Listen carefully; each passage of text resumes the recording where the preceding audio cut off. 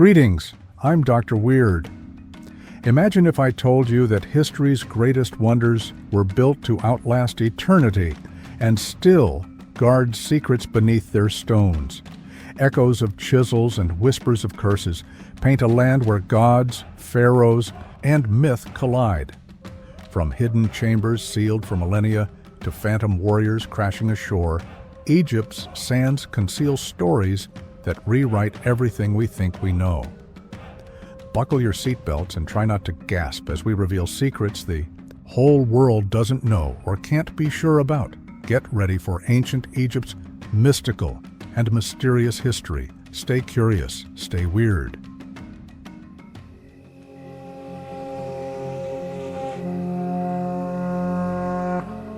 How Egypt was born, from desert tribes to divine kings.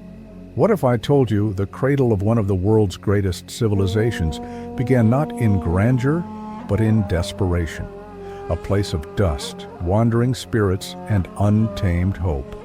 A time when survival meant following the stars, reading the river's rhythm, and placing one's faith in the divine mysteries whispered by wind and fire. A world where gods and men had not yet parted ways, and the line between myth and memory was still soft as sand. Before pyramids pierced the sky, before golden sarcophagi cradled pharaohs, Egypt was nothing more than a whisper in the wind, a shy, scattered land of nomadic tribes, each clinging to survival as the unforgiving climate slowly tightened its grip. The story of Egypt's birth is not merely one of architecture and monarchy. It is a tale of elemental struggle, of humanity confronting the raw forces of nature and transforming chaos into one of history's most iconic civilizations. And it all began with a migration fueled by desperation and divine instinct. We begin around 10,000 BCE. At this time, northern Africa was surprisingly green, a vast fertile region teeming with life. The Sahara, which today seems eternal in its dryness, was a patchwork of savannas, rivers, and lakes. This was a paradise for hunter-gatherers who thrived off the abundance of animals, water, and edible plants. These were not primitive people. They used tools, made art, and held spiritual beliefs rooted in the rhythms of nature. They crafted beads from ostrich egg shells, painted rocks with stories of the hunt, and danced under starlit skies in celebration of life's fleeting bounty. But paradise, as history often shows us, is fleeting. By 6000 BCE, the earth shifted. Weather patterns changed. Rain began to withdraw like a receding tide. The once vibrant Sahara started dying. Grasslands turned to wastelands. Rivers dried to memory. In this growing desolation, tribes were forced to move. They followed the whispers of water, the promise of fertility. And so, like veins converging to a heart, they found the Nile. The Nile wasn't just a river. It was a miracle, a divine artery carved through the body of a dying land. Its floodwaters did not just nourish crops. They told time, dictated rituals, and became a sacred metaphor for life's eternal return. The people who settled there saw the Nile not merely as geography, but as cosmology, a symbol of rebirth, an earthly mirror of the Milky Way.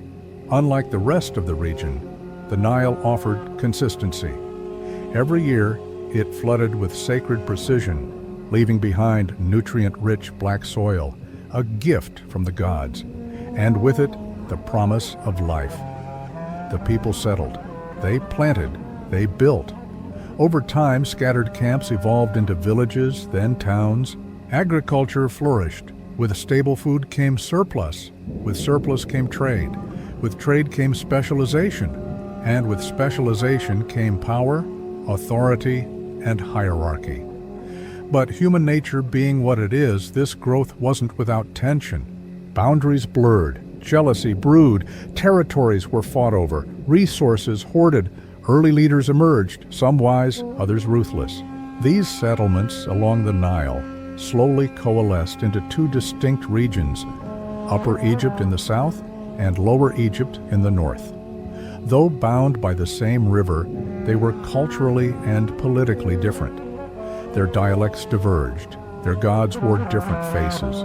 Even their burial customs varied, with Upper Egyptians favoring simple burials in sand and Lower Egyptians building early mastaba structures. Still, something remarkable was happening as they painted pottery, built temples from mud brick, and scratched pictographs into walls. A shared identity began to form. From this fragmented mosaic, a civilization was beginning to imagine itself, not just as survivors, but as chosen stewards of the divine river. The Nile was becoming more than sustenance. It was the spine of a people, and the stage upon which destiny would unfold. Then came a seismic figure, Narmer, also known as Menes. Around 3200 BCE, Narmer of Upper Egypt did what no one before him could.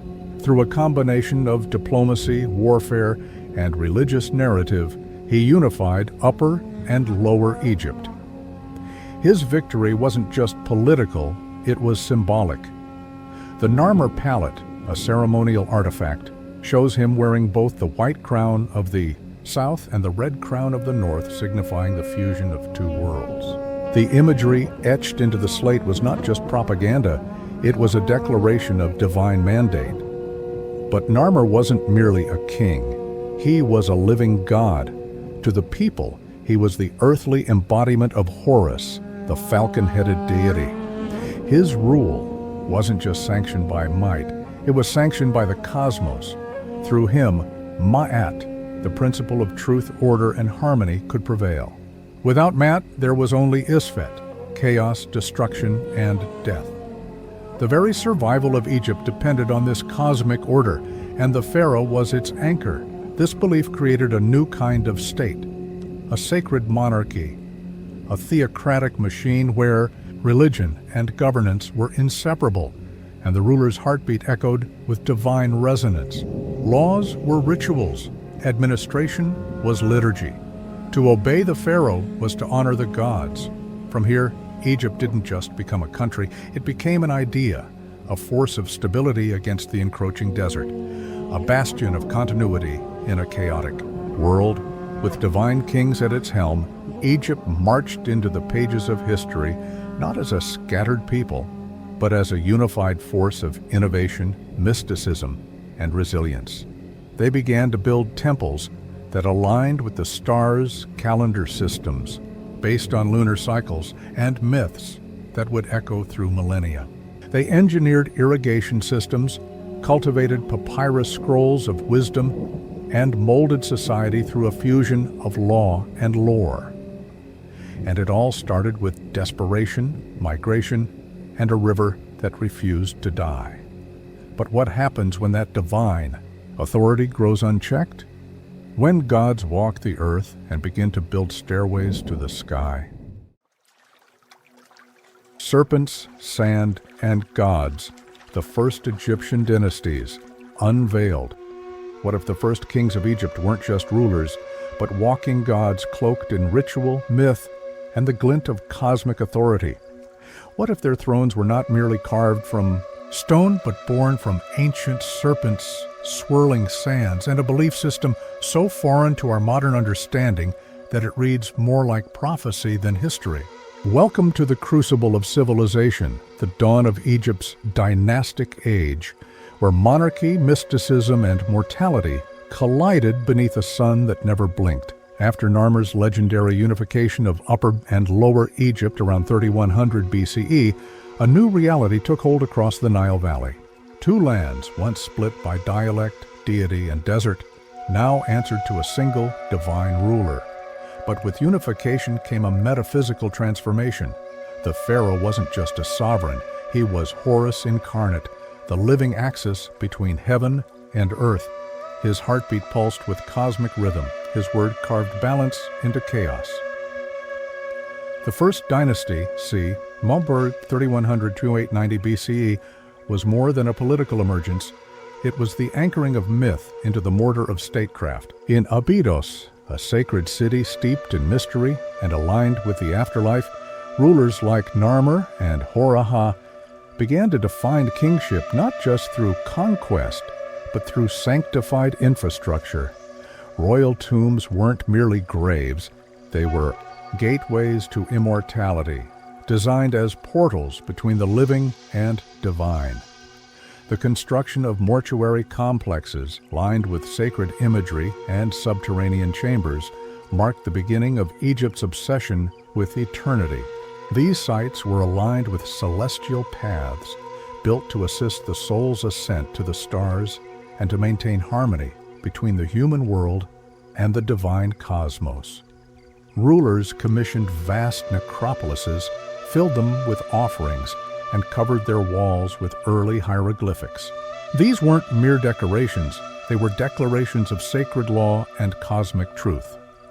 Every carved ibis, falcon, or spiral glyph spoke of divine order, of Ma'at, enforced through bureaucracy and architecture. Tomb Uj at Abydos, possibly, belonging to the mysterious Scorpion King, contained hundreds of ivory tags, each one inscribed, cataloging goods or rituals, offering the earliest glimpses of statehood through script. This emergence of record-keeping and religious symbolism marked a profound shift in the human relationship with power and memory. Power in this new Egypt didn't flow freely. It was meticulously controlled, taxed, and recorded. The bureaucracy blossomed. Officials emerged, hierarchies solidified, and class structures rooted themselves around the pharaoh like rings of an ancient tree. Priests became oracles. Scribes became sorcerers of ink and memory, wielding language to shape reality and to bridge the realms of gods and men. And behind it all, the serpent watched, always present, always poised. The uraeus, the rearing cobra worn on the crowns of pharaohs, became more than a royal accessory. It embodied Wadjet, the fire-breathing goddess of Lower Egypt, whose venomous gaze guarded the king's divinity. Her presence on royal insignia signified supernatural legitimacy, a public reminder that pharaohs had the backing of deadly divine protectors. The very crown itself was no longer a symbol of conquest, but of celestial alignment, a beacon of divine will made manifest. As the Second Dynasty, c. 2890-2700 BCE, dawned, the political landscape grew thorny. Rulers like Hatshepsut and Ninurta faced what may have been a fracturing of unity. Archaeological evidence hints at dual rulers reigning simultaneously in different parts of Egypt, a return to division cloaked in mystery and religious complexity. Was this a symptom of civil unrest, a response to natural catastrophe, or a metaphysical battle of competing cults? The answer remains buried beneath the sands, tantalizingly close, yet eternally out of reach. Regardless, these early kings attempted to solidify divine order through ritual. Temples expanded. Ceremonies grew more elaborate and demanding. The king didn't simply lead rites, he became the living stage upon which the gods reenacted their eternal dramas. During the Hatshepsut festival, for example, the aging pharaoh would ritually renew his power, proving his divine vitality before subjects and gods alike. These acts were not just traditions, they were necessary recalibrations of cosmic balance, rituals performed to keep the universe from unraveling. The need for legitimacy led to new forms of propaganda. Royal images were carved deeper into the landscape, literally. Rock carvings, massive stelae, and monumental engravings were etched into temple walls and cliffsides, serving as permanent echoes of the king's favor with the gods. Every glyph, every figure, was an encoded reminder. Power flows from the divine through the pharaoh and down to the people. Yet the fragility of cosmic balance haunted every reign. A missed ritual, an ill omen, or a failed harvest could signal Eosfet, chaos. The line between throne and tomb was thin. To rule Egypt was to conduct a daily negotiation with the universe, one misstep from collapse. Every edict, every gesture, and every offering was part of a sacred contract. And if that contract was broken, the consequences could ripple through eternity. Despite these risks, Egypt persisted. The seeds of central administration, divine kingship, and ceremonial architecture bore fruit. Royal symbols like the flail and crook, the double crown, and the ankh took permanent place in state imagery. Scribes standardized writing. Art began to reflect cosmic dualities, order versus chaos, upper versus lower, mortal versus divine. Every aspect of life, from agriculture to architecture, was infused with spiritual purpose. Even urban planning began to reflect this sacred worldview. Towns were laid out with symbolic geometry, temples aligned to stars, and roadways designed to mirror celestial paths.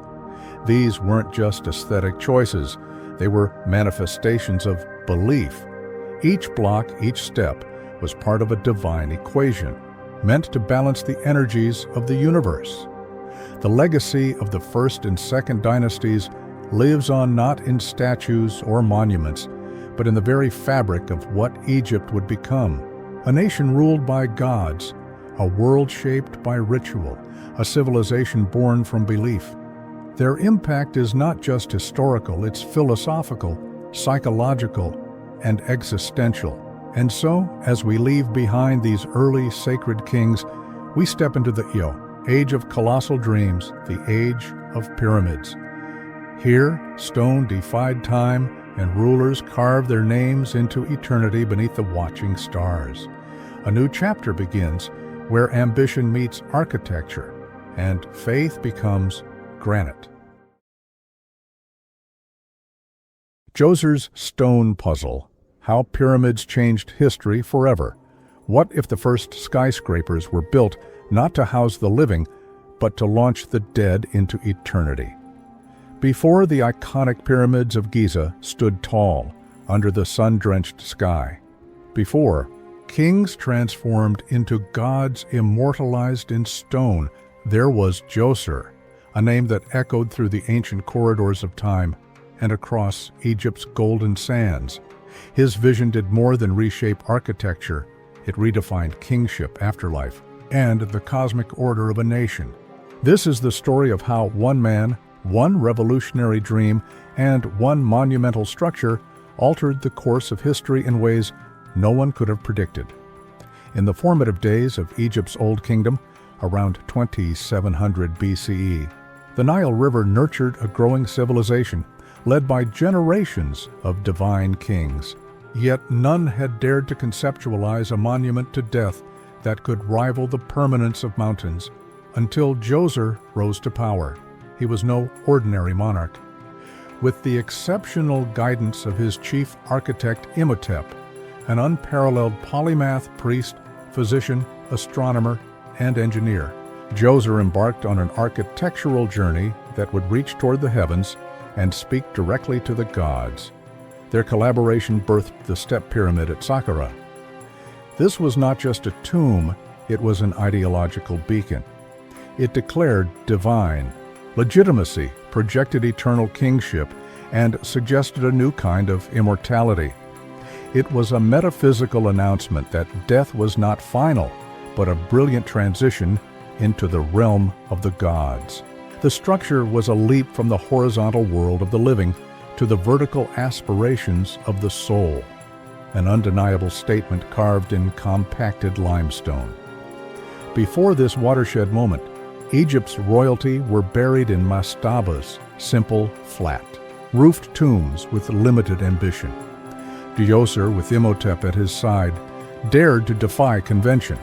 They envisioned stacking mastabas vertically, one atop another, crafting a symbolic stairway for the pharaoh's soul to ascend to the afterlife. The result, a six-tiered pyramid rising nearly 200 feet, the first large-scale structure built entirely from quarried stone. This radical substitution of limestone for traditional mud brick marked a turning point in construction history. Never before had architecture dared to imitate eternity using material that ages more slowly than memory itself. Yet the pyramid was only the epicenter of something far more expansive. Djoser's mortuary complex extended over 37 acres. an area larger than most modern city blocks, encircled by a 10-meter-high limestone wall. This enclosure featured 13 false doors and a single true entrance, a metaphor for the veiled thresholds between the physical and spiritual worlds. Inside, the complex buzzed with sacred activity. Open courtyards, ritual halls, altars, shrines, storage magazines, and perhaps most notably, the Serdab, a sealed chamber housing a lifelike statue of the king. Through a narrow slit, Djozir's Ka, or spiritual essence, could gaze upon rituals and offerings, staying forever connected to the living and continuously nourished by their devotion.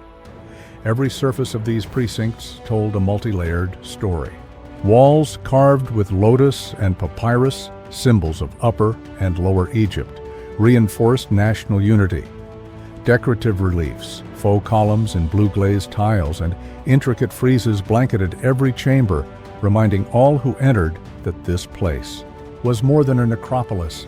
It was a mirror of the divine cosmos, replicated on Earth, a glittering stage upon which gods and humans enacted the drama of eternal life. Imhotep's engineering feats pushed the limits of imagination. He introduced groundbreaking techniques, precise limestone block cutting, geometric alignment with the cardinal directions, and mass-scale labor organization. Recent core drilling at Saqqara reveals that many blocks were pre-polished with copper saws, sand abrasives, and handheld dolerite pounders, then fitted so tightly that a knife blade can scarcely penetrate the seams. Stone quarries at Tura and Gabel el Ahmar supplied uniform, fine-grained limestone that was ferried down the Nile on barges during the inundation season, dramatically reducing friction and transport cost. On site, Imhotep orchestrated an army of skilled artisans and tens of thousands of seasonal laborers who rotated in 3-month shifts. Labor was not slavery in the popular modern sense. It functioned more like a national service infused with spiritual incentive. Workers called themselves the Friends of Djoser, a psychological branding that fed collective pride. They enjoyed rations of bread, beer, figs, and dried fish, and at the end of service received symbolic amulets that tied their mortal effort to the king's immortality. To raise the colossal blocks, Imhotep pioneered a cascading ramp system that wrapped around the growing pyramid core. At each stage, fresh limestone debris from the quarry was rammed into ramps, turning construction waste into upward mobility. Laboring crews used wooden sledges, hemp ropes, and lubricated mud tracks to inch the stones upward. Bronze chisels, regularly annealed in charcoal fires, cut mortises and tenons so that blocks locked together mechanically, distributing weight. Like the ribs of a living organism, mathematically, Imhotep encoded cosmic order. The pyramid's base measures 215 by 183 cubits, producing a rectangle whose diagonal equals exactly 340 cubits, an intentional Pythagorean triad centuries before Pythagoras. This ratio embodied the Egyptian fascination with harmony between heaven and earth, setting a precedent later perfected in the Great Pyramid's near-perfect 2-in-1 slope ratio. The step pyramid cast a psychological shadow as powerful as its physical one. For common Egyptians living in mud-brick villages, the monument dominated the horizon, a daily reminder that stability flowed from the pharaoh. When the limestone glinted at dawn, farmers saw it as proof that the sun god Ra favored the kingdom. In the cool dusk, as the stone blushed with purple light, villagers whispered prayers to Djoser, asking him to intercede with Osiris for fertile silt and gentle floods. Huge processions accompanied each construction milestone. Priests chanted hymns, musicians played sistrums and double reed flutes, and children scattered lotus petals along the avenue. Through these spectacles, ordinary people participated in the cosmic narrative. They donated labor, food, or linen, gaining spiritual credit that soothed anxiety over disease and death. The pyramid thus became a nation-scale therapy, turning mass participation into shared transcendence. Archaeological evidence from worker cemeteries shows relatively low trauma rates and well-healed fractures, indicating organized medical care. Clay tablets list herbs for poultices, honey for antiseptic, and prayers to Sekhmet for warding off epidemics. Imhotep himself, later deified as a healer god, reportedly walked among the infirm, blending practical medicine with ritual blessing. This merging of science and sanctity exemplified the Egyptian worldview, where technology served theology and vice versa.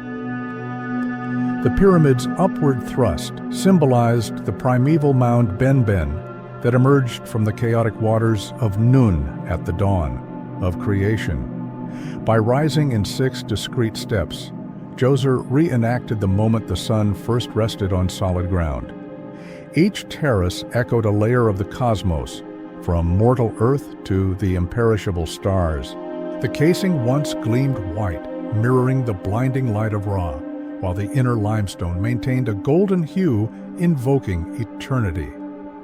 Beneath the pyramid lies a labyrinth of tunnels over 3 miles long, whose walls are inlaid with faience blue tiles meant to evoke the night sky. Here, ritual spells and star maps guided the king's Bey, his wandering personality, to the circumpolar constellations, the so-called imperishable ones. The burial chamber at the bottom, a massive granite plug sealed with 50-ton blocks, safeguarded the physical body as a fulcrum for the soul's voyages. To assure cosmic renewal, Imhotep constructed a said festival courtyard inside the complex. In life, Djoser would sprint around boundary markers every 30 years to magically rejuvenate his rule. Even after death, priests reenacted this ritual, racing with effigies of the king, reaffirming his eternal vigor and, by extension, the unbroken continuity of Ma'at. Every ritual gesture had psychological resonance. When incense smoke curled upward through the serdab slit, onlookers watched it twist like a rope into the sky, believing it tethered their prayers to the pharaoh's spirit.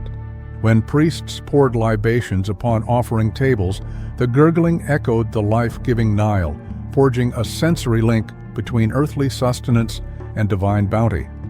After Djoser's passing, Egypt was never the same.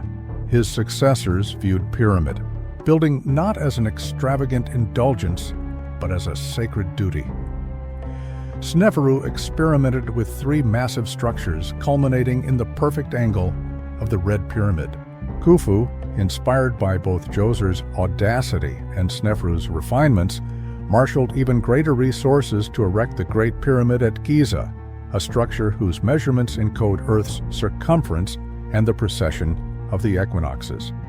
Yet, none of these masterpieces would exist without the template of Saqqara.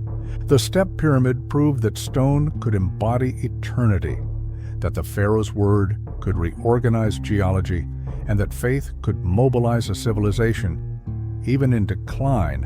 When later dynasties pillaged stone for new temples, they left the step pyramid largely intact, fearing that dismantling it would unbalance the cosmos. Modern conservation teams, guided by laser scans and micro-mortar injections, continue Imhotep's legacy of innovation. They shore up leaning walls, stabilize subsidence cracks, and reattach flaking reliefs using reversible adhesives. Each intervention is an act of dialogue across 46 centuries, a handshake between present and past that keeps the structure alive not just as a relic, but as a living participant in human imagination. In the shadow of Saqqara's weather-worn columns and fractured courtyards, Djoser's presence lingers, not in flesh, but in the permanence of stone. As the sun casts long shadows across his timeless monument, we are reminded that belief, when fused with imagination and bound in limestone, can defy millennia. Egypt, once a land of tribal rituals and mud-brick tombs, had transitioned into an age of celestial architecture. No longer was legacy measured solely in battles or treasure, but in enduring stone that reached toward the stars. In our next exploration, we follow the evolutionary arc of pyramid building from Djoser's foundational experiment to Sneferu's innovative refinements, and finally to the peerless wonder of Khufu's Great Pyramid at Giza. It is a journey of ambition, divinity, psychology, and engineering, one that defines the very birth of civilization as we know it. The Pyramid Fever, madness of the Fourth Dynasty. When ambition turns to stone, even rivers change their course. Before the dust of Djoser's step pyramid had settled on the Saqqara Plateau, a new royal line surged onto the throne with a hunger that bordered on mania. This was Egypt's Fourth Dynasty, and its kings did not merely inherit the idea of building pyramids, they inhaled it, magnified it, and drove it into the desert with a fervor that historians still struggle to measure. Over 4 reigns, Sneferu, Khufu, Djedefre, and Khafre, the Nile Valley became a laboratory of impossible geometry and exhausting logistics, while the people of Egypt watched their landscape transform into a mountain range of limestone dreams.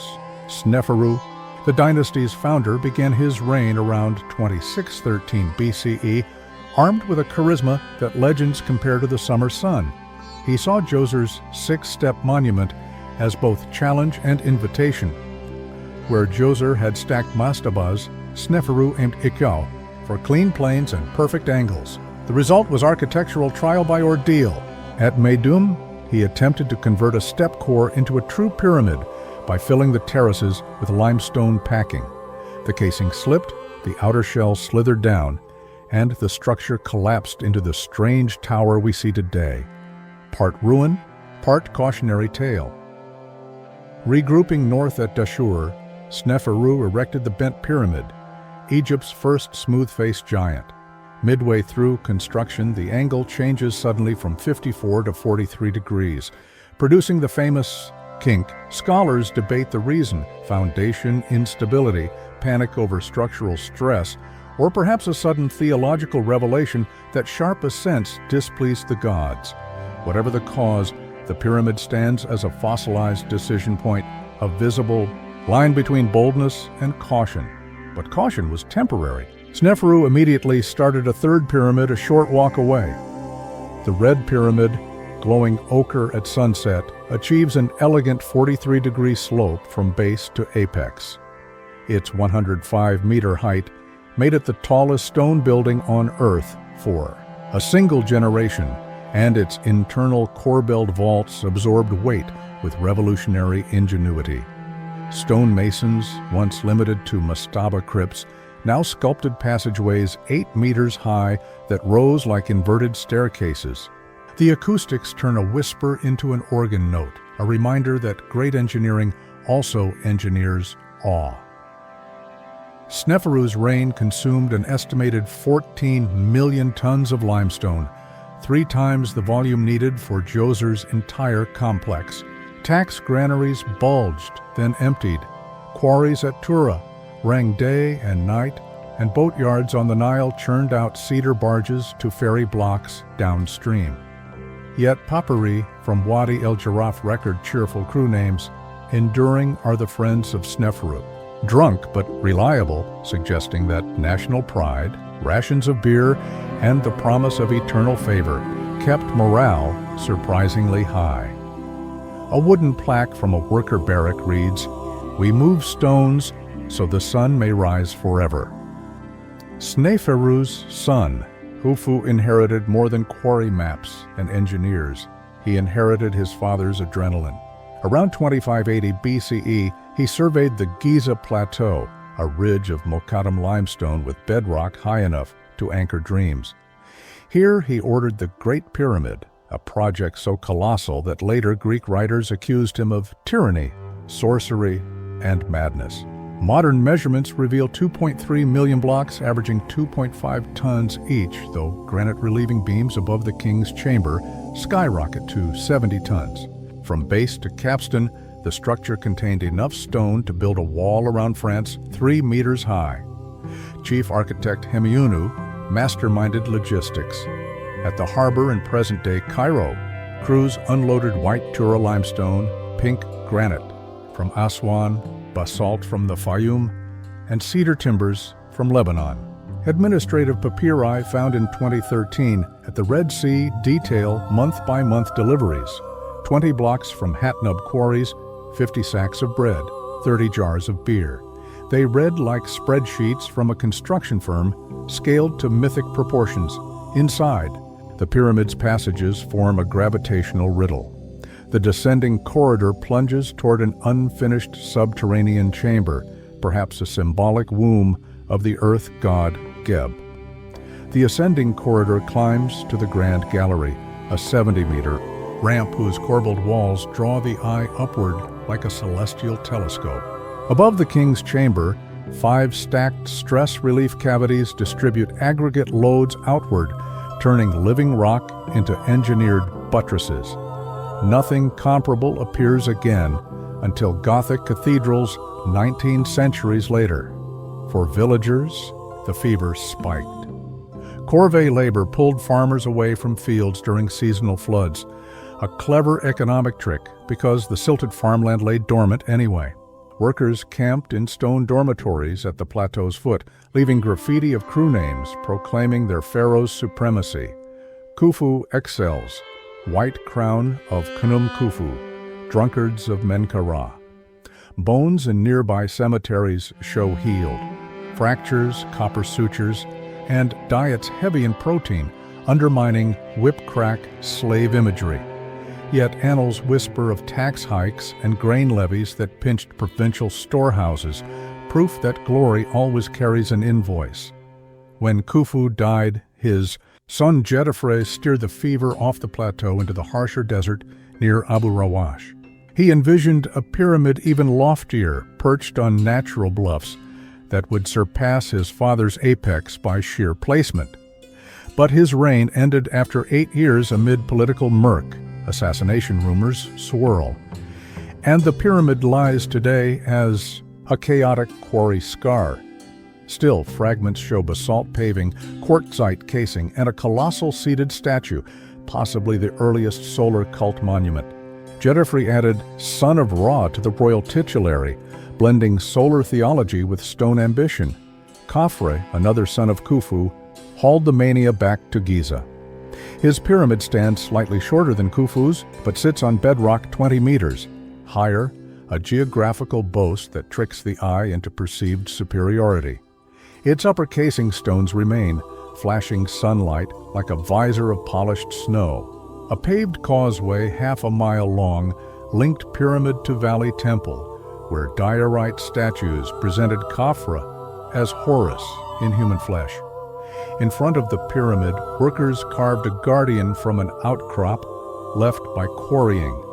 The Great Sphinx, lion body, human head, turned fever into mythological hybrid. Some scholars argue it embodies Khafre himself, keeping eternal watch over his tomb. Others see it as Horus of the horizon, bridging sky and sand. Either way, laborers sculpted 40-meter-long paws and tunneled drainage channels to divert rare rain, proving that even guardians required engineering. When Nile floods receded, farmers told their children that the Sphinx drank the river to keep the kingdom safe. By the time Menkaure ascended, treasury officials were woozy. He built the third Giza Pyramid, a compact 65 meters tall, yet lavishly sheathed halfway up in granite. Reliefs in his valley temple show the king embraced by gnomes, personified provinces, as if he sought reconciliation rather than intimidation. The fever cooled. Subsequent kings of the 5th dynasty pivoted toward sun temples and smaller tombs, investing surplus stone in papyrus archives and trade expeditions to Punt. The age of megalithic frenzy melted into an era of bureaucratic piety. The mania of the 4th dynasty was not blind masonry, it was astronomy rendered in megaliths. Hemiunu's surveyors used Merkhet sighting tools and plumb bobs hanging from wooden frames to lock the pyramid faces within 3 arc minutes of true north. They tracked circumpolar stars Kochab and Mizar, crossing the meridian at opposite points of the year, averaging errors until the baseline felt like an extension of the sky's axis. To modern engineers, that accuracy, achieved without telescopes, equals driving a bronze nail through papyrus from 50 paces. The builders believed a pyramid misaligned would misguide the pharaoh's soul, sending it wandering among imperfect stars rather than the deathless ones.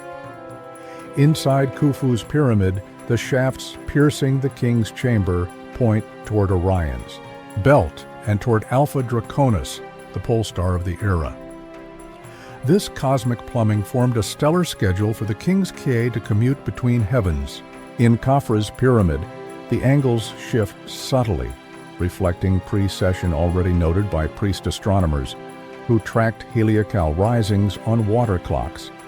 Each adjustment shows that the fever learned as it burned. The monuments are sequential data, points in Egypt's expanding trigonometric archive. While stone dominated the skyline, wheat financed the vision. Ledger fragments from Menkaur's reign tally monthly grain transfers from the delta to pyramid towns. Surplus fields in Fayum were irrigated specifically to offset the caloric drain of quarry gangs. Breweries near the work camps produced 60,000 liters of beer per week, thick as porridge, infused with dom palm sugar and carob pods to boost calories. Hygienic regulations mandated lime wash for bread ovens and ceramic linings for water jars to prevent dysentery outbreaks that could derail schedules. Every worker, from rope braider to copper chisel sharpener, lived inside an economic loop where the pyramid's progress equaled dinner on the table. Roman tourists carved Latin graffiti inside the Great Pyramid proclaiming admiration to Julius the Inspector. Napoleon's savants measured its sides while artillery officers sketched firing angles. Victorian travelers chipped souvenirs until inspectors chased them off with fines. Even in the 20th century, Allied pilots used the pyramids as navigational checkpoints, a transcontinental compass forged 4.5 millennia earlier. Long after the fever broke, the patient still shapes the horizon. Why did the Fourth Dynasty push construction into overdrive? Several forces converged. Theological arms race. Each king reasserted status as the sole mediator with the gods. Bigger pyramids equaled louder prayers. Political messaging. Monumental. Scale broadcast power across horizons. Rival nobles in distant provinces stared westward and saw unassailable authority. Economic flywheel. Mobilizing labor during flood months kept workers fed on state rations, reinforcing dependence on palace granaries while sharpening skills later applied to irrigation dikes and temple walls. Technological feedback loop. Each ramp innovation enabled greater heights, which demanded better logistics, which birthed new bureaucratic classes that yearned to justify their existence with further projects. Like any fever, it fed on its own heat. Skeletons of quarrymen display arthritic knees and fused vertebrae, proof that hauling sledges left its mark. Yet stela near tombs of overseers show workers honored as Bey of the Palace, friends of the king who earned burial near sacred precincts. The fever blurred lines between coercion and communal ecstasy. Myths that later Greeks mistook for horror may reflect their inability to fathom a society where devout nationalism merged so tightly with manual labor. When the Old Kingdom collapsed 2 centuries later during a perfect storm of drought, decentralization, and bureaucratic bloat, poets blamed hubris carved in stone. The scribal lament, The Admonitions of Ipuwer, describes pyramids plundered for treasure, Nile water turned to blood, and corvée camps abandoned. Whether literal or allegorical, the text shows how pyramid fever lingered as both miracle and cautionary tale. Today, satellites trace quarry tracks radiating from Giza like capillaries once engorged with stone. Laser scans of Khufu's interior recently revealed a previously unknown void above the Grand Gallery, possibly a final counterweight. Chamber proving that the pyramid still withholds secrets. Engineers study the joints of Sneferu's Red Pyramid to design earthquake-safe megastructures. Architects invoke its silhouette when pitching corporate headquarters meant to symbolize stability. Pyramid fever, though ancient, continues to inspire 21st century blueprints. If ambition has a shape, it is four smooth faces meeting at a single impossible point. The fever consumed a dynasty, but bequeathed the blueprints of eternity to all who came after. In the next chapter, we cross into the 5th dynasty, where rising priests of the sun cultivate new rituals, and the golden disk of Ra outshines even the brightest limestone casing. The stone mountains shrink, but the spiritual skyline expands toward infinite light. Stay tuned. The desert still has stories to tell. The Sun Kings, 5th Dynasty, and the Cult of Ra. When stone could no longer touch the sky, the kings decided to bring the sky down in beams of light. The colossal shadows of Giza still stretched across the western desert when a new lineage of pharaohs stepped onto the throne around 2494 BCE.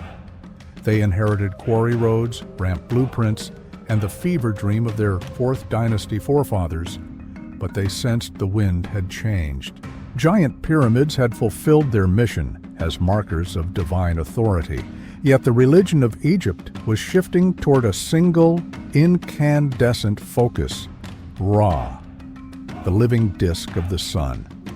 Over the next 2 centuries, the kings of the 5th dynasty, Userkaf, Sahure, Neferhirkare, Shepseskare, Neferefre, Niusere, Menkauhor, Jedkare, and Unas, built smaller pyramids while pouring unprecedented resources into open-air solar temples.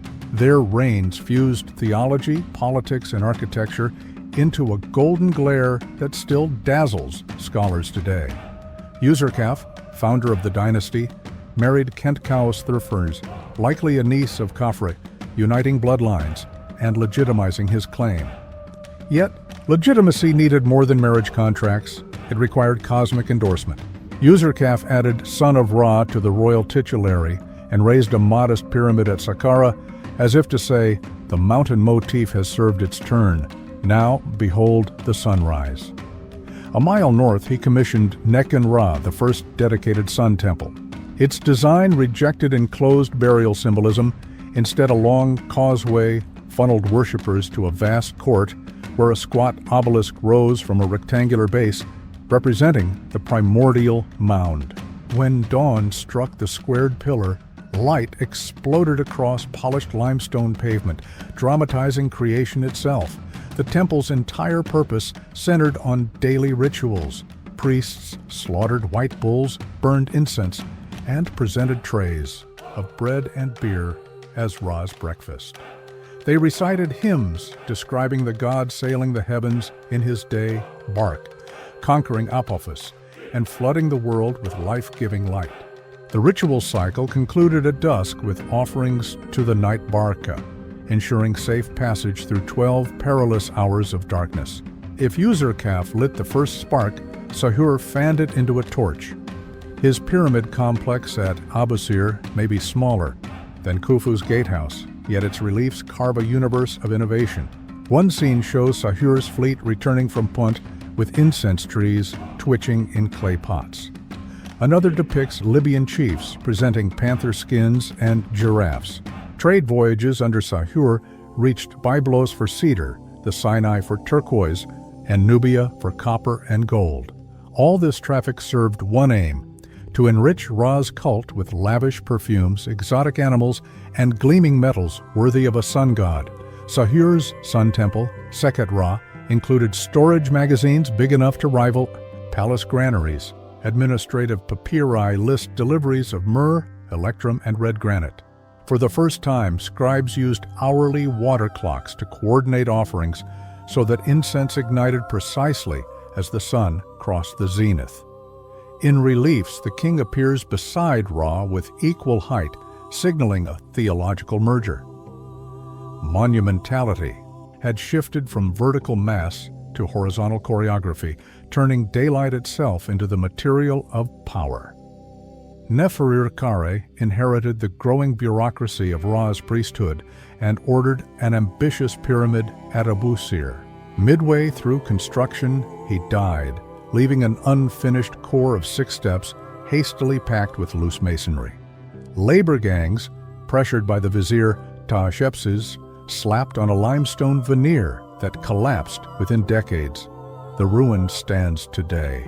As a lesson, pyramid gigantism without relentless oversight ends in rubble. Meanwhile, Nefertari's Sun Temple flourished under his successors, receiving steady endowments of cattle and linen. Nusere, often called the dynasty's master builder, completed 2 abandoned solar temples and finished his own Hatshepsut at Abu Ghurab. Archaeologists excavated an alabaster altar shaped like the hieroglyph for horizon. 4 limestone basins at the corners caught blood from sacrificial bulls, channeling it into drains that fed fields of ritual papyrus. A causeway lined with statues of kneeling captives reminded visitors that cosmic order required human submission. The solar temple complex introduced an innovation absent from earlier monuments, a baked brick brewery.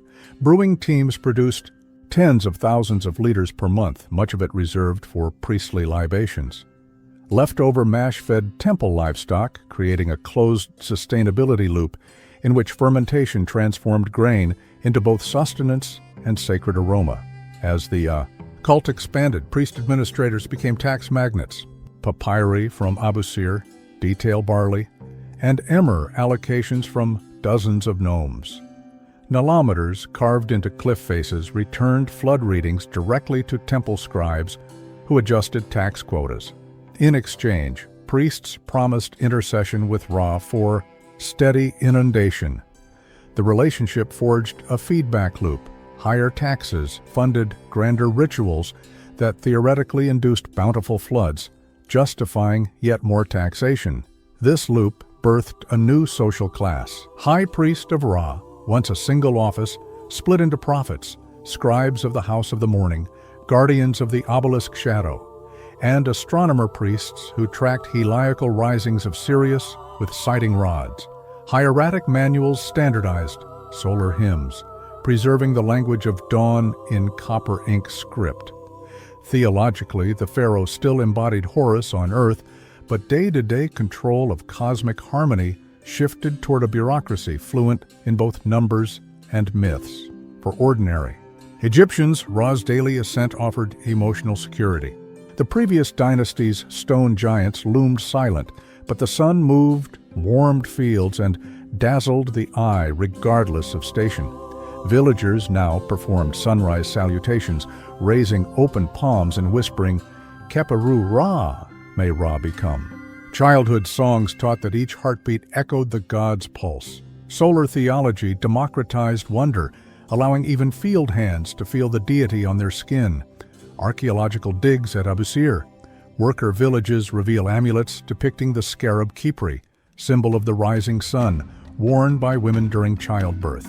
Ostrata show jokes about priests oversleeping and missing dawn, evidence that humor tempered devotion. In a land where rainfall was scarce and darkness swarmed with jackals, sunlight was both practical asset and existential balm. Sun temples differed from pyramids in structural load. Instead of colossal cores, they required precise alignments and broad paved plazas.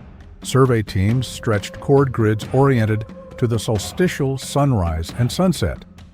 They poured gypsum mortar between pavement slabs, so thin a fingernail disappears into the joints. Obelisk foundations rested on layered limestone and crushed desert clay, behaving like shock absorbers against thermal expansion. Quarry output shifted accordingly. Large blocks gave way to finely dressed facing stones and columns. Copper chisels and dolerite pounders still rang, but craftsmen also fashioned alabaster basins, calcite offering tables, and gilded copper flagpoles. By Nuser's reign, the logistic paradigm had transformed from brute tonnage to artisanal precision. Although the dynasty exalted the sun, it did not abandon pyramids altogether. The final 5th dynasty king, Unas, erected a modest pyramid at Saqqara. Inside, for the first time, builders incised walls with pyramid texts, spells, hymns, and directions to guide the king's soul through the sky. One spell reads, "O Ra, place your hand on Unas so that he may rise upon the wind like a cloud." These inscriptions previewed the democratization of afterlife theology that would later extend to nobles through coffin texts, the stone giants of Giza may have dwarfed the 5th dynasty pyramids, but literacy carved in alabaster granted immortality of another sort, written memory. Copper shipments from Timna powered new saws that sliced alabaster for temple altars.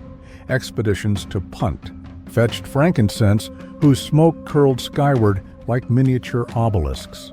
Djedkare sent mining crews deep into the western desert for amethyst, while Nuser's agents bargained on the Levantine coast for cedar masts to build ceremonial sunboats. Reliefs in Sahura's mortuary temple show entire orchards of incense, trees transplanted to palace gardens, the first recorded case of botanical imperialism. These networks required nautical innovation. Shipwrights increased hull length, added quarter rudders, and stitched planks with mortise dowels soaked in linseed oil.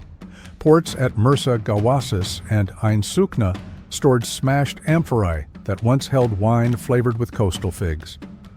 Every foreign good served double duty, political capital for the court, sensory fuel for Ra's daily banquet.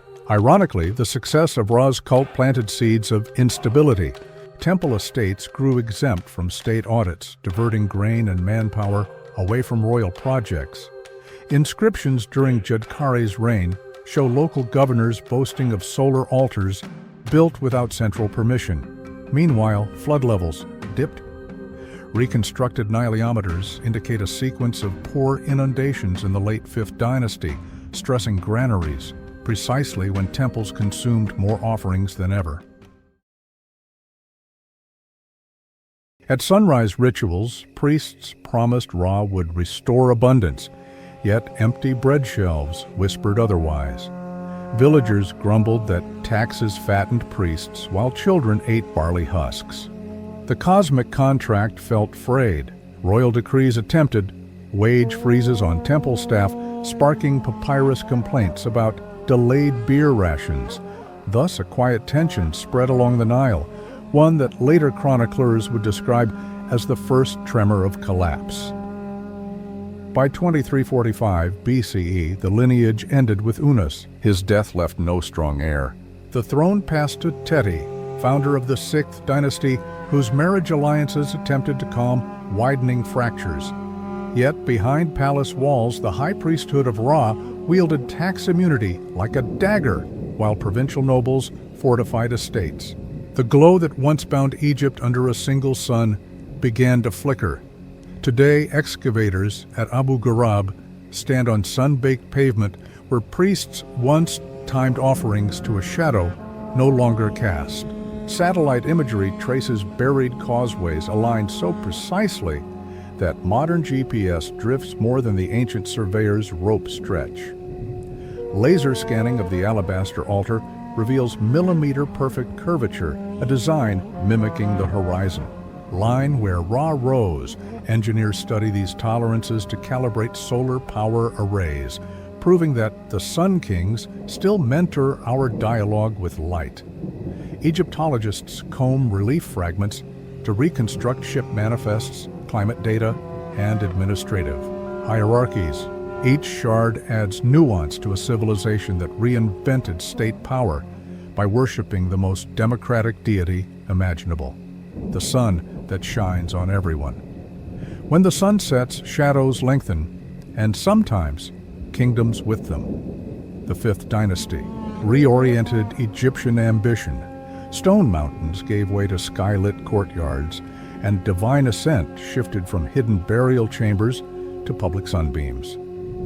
The kings of light forged a bureaucracy that measured time in sun rays, but their brilliance carried the price of overextended resources and rising clerical might.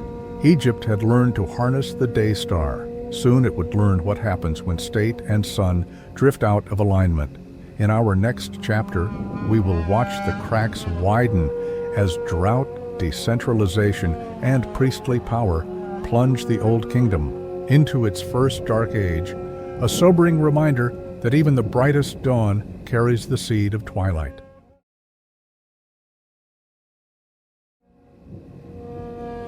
Collapse and chaos. When Egypt lost control the day the Nile turned quiet and the gods looked away, the Old Kingdom had promised that stone could anchor eternity. Yet after 2 centuries of pyramid fever, the gears of the royal machine began to grind. Grain silos echoed hollow, limestone quarries fell silent, and the court of Memphis felt a chill older than the desert night. Behind bright palace walls, 26 kings had eaten power like honey, certain the river would rise forever. Then the river hesitated. Scholars call it the first intermediate period. For farmers, it was simply the years when nothing made sense. The inundation shrank, harvests failed, and hunger spread like dust. A series of low Niles from about 2200 BCE dried canals and cracked fields. Climate cores from Ethiopian plateaus show stalled monsoons and diminished flood pulses. Without the yearly gift of silt, the notion of Ma at divine balance collapsed in plain sight. Pepi II sat on the throne for more than 90 years, longer than any ruler before or after. At the start of his reign, the palace corridors rang with cedar music and Nubian incense. By the end, the old man watched governors ignore his decrees. Nomarch's local lords built stone tombs larger than royal chapels and issued their own coin-free bread for loyalty. The great audience hall of Memphis became a waiting room where provincial chiefs haggled rather than bowed. Documents from Elephantine describe grain shipments never delivered. Letters from Abydos beg for copper tools now locked in Delta storehouses. The bureaucratic script, once neat and vertical, grows shaky. Lines overlap, totals miscounted. Scribes were starving. Ink fades after 3 words because a trembling hand saved pigment for tax scrolls that no one would read. Across the land tomb, robbers grew bold. Pyramid passages, once sealed with pink granite, were cracked open by men desperate for barley. Jackals roamed burial grounds, pulling linen off skeletons. Priests tried to chant away chaos, but even the incense smelled thin. In the mortuary temples of Giza, statues of Khufu and Khafre wore new scars where thieves pried inlay from eyes and lips. Stone immortality met the hunger of flesh and lost. Literature captured the fear. The admonitions of Ipwer cries that rich and poor have traded places, that every day is a long night. The eloquent peasant laments that judges sell justice for bread. These texts, half poem, half ledger, reveal a public psyche stretched between nostalgia and panic. The gods had not died, yet their silence felt personal, trade routes fractured. Sinai turquoise mines fell idle. Red Sea harbors drifted under sand. Incense caravans from Punt vanished. Without imported timber, shipyards closed, and without ships, diplomacy shrank. Egypt, the world's breadbasket, became a walled garden fighting, locusts of its own making. In this vacuum, warlords rose. The tomb relief of Ankhtifi, ruler of Hierakonpolis, boasts that he fed his gnomes while neighbors ate their children. Whether hyperbole or horror, the inscription shows how quickly benevolence becomes marketing. Ankhtifi assembled militias, marched upon Edfu, and scribes note crocodiles fattened on bodies. The war was not north against south, but Hungry Valley against Hungry Valley. Religion adapted. Local temples to Montu and Khnum swelled as Memphis cults waned. Ordinary mortals began writing coffin spells once reserved for kings. hoping DIY magic could replace absent bureaucracy. Wooden coffins sprouted, hieroglyphic highways guiding souls through darkness. Democratization of salvation signaled both spiritual progress and institutional collapse. Yet even chaos breeds invention. Artisans unable to quarry limestone perfected mud brick vaults and painted reliefs on plaster. Potters mixed Nile clay with ground quartz to imitate lost turquoise glaze. When copper imports dwindled, blacksmiths recycled broken tools, forging composite blades layered like cedar rings. Resource scarcity became a teacher, harsher than any vizier. Diplomacy flickered. Delegates from Byblos arrived with cedar planks demanding gold in return. Egypt answered with beads of faience and promises of future grain. The ledger at Gabeline lists IOU signs beside Lebanon shipments, proof that even prestige economies can slip into credit lines when warehouses stand empty. Meanwhile, the climate refused to heal. Tree ring data from Lebanese cedars marked drought cycles, matching Nile failures. Hungry winds scoured delta marshes, creating salt pans where lotus had once grown. Hippo herds migrated south, chasing deeper pools, and fishermen returned with empty nets. A society rooted in river calculus could not solve this equation. The death of Pepi II cracked the final keystone. Claims to the throne erupted between Memphis heirs and Theban upstarts. Manetho later called the era the time of 70 kings in 70 days. Exaggeration aside, the symbol is clear. Central authority shattered into a mirror of squabbling shards.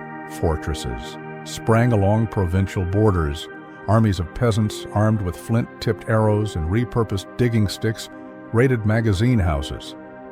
Governors minted seals in their own name, assigned corvée labor for local dikes, and negotiated with Nubian chiefs without Memphis approval.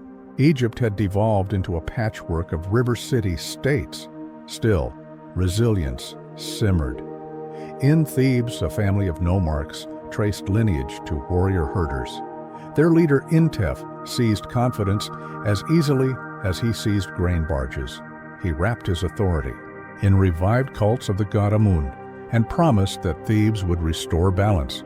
Step by step, his armies marched north, skirmishing at Abydos, negotiating at Dendera, always dragging the banner of Amun like a portable horizon. Archaeology at El Tarif reveals mass graves of soldiers buried with cattle bones and beer jars, quick burials after river battles that decided which nome would keep its floodplain. Thebes slowly knitted southern nomes into a coalition. Intef-I's successor Mentuhotep pressed farther, building a new kind of tomb temple, cut into cliff faces at Deir el-Bahri, propaganda in limestone, announcing the return of order. But order was not yet won. Heracleopolitan kings, heirs of the old, north countered with alliances among delta marsh lords. They reopened copper trade with Byblos, hoping weapons would check southern ambition. Skirmishes turned to sieges.